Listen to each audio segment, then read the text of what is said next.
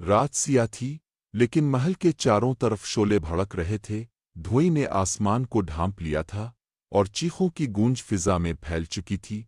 Genghis Khan के मुगल सिपाही दीवारों पर मंजनीक फेंक रहे थे। पत्थर और आग महल पर बरस रही थी। अंदर से एक जवान चीखा, दरबार को बचाओ, बादशाह सलामत खतरे में हैं।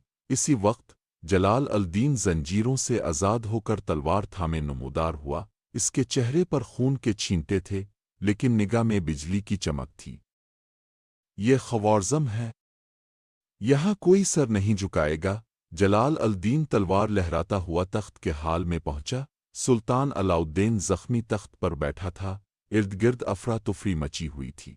सुल्तान ने बेटे को देखा और कहा, बेटे, मैंने तुम पर शक किया, लेकिन आज मैं जान गया कि तुम ही ख़वारज़म का असल वारिस हो। जलाल अल-दीन घुटने के बिल बैठ गया। अब्बा जान, अभी वक्त है, हमें महल से निकलना होगा।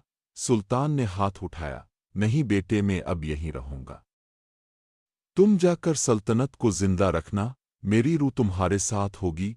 जलाल अल-दीन ने आंसू जब्त करते हुए कहा, मैं आपका नाम कभी मरने नहीं दूंगा।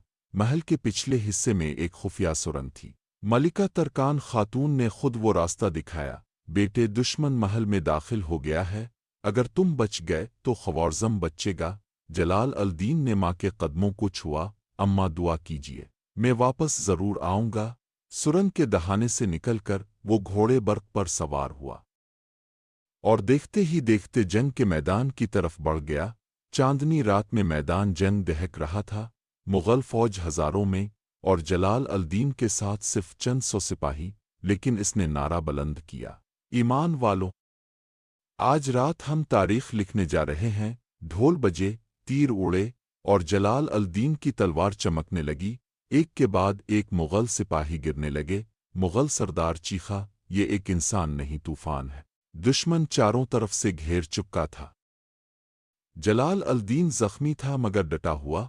एक सिपाही बोला, शहजादा, हम गिर गए हैं। जलाल अल-दीन ने कहा, जब ज़मीन तंग हो जाए तो आसमान की तरफ देखो, अल्लाह काफ़ी है। इसने घोड़े को अलिफाड़ लगाई और दुश्मन की सफ़ें चीरता हुआ आगे बढ़ गया।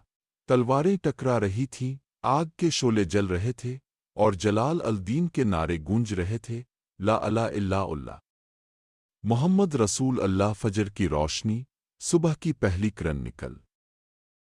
मैदान खामोश था। जमीन पर लाशें, जली हुई मंजनियकें और टूटी हुई तलवारें फैली थीं।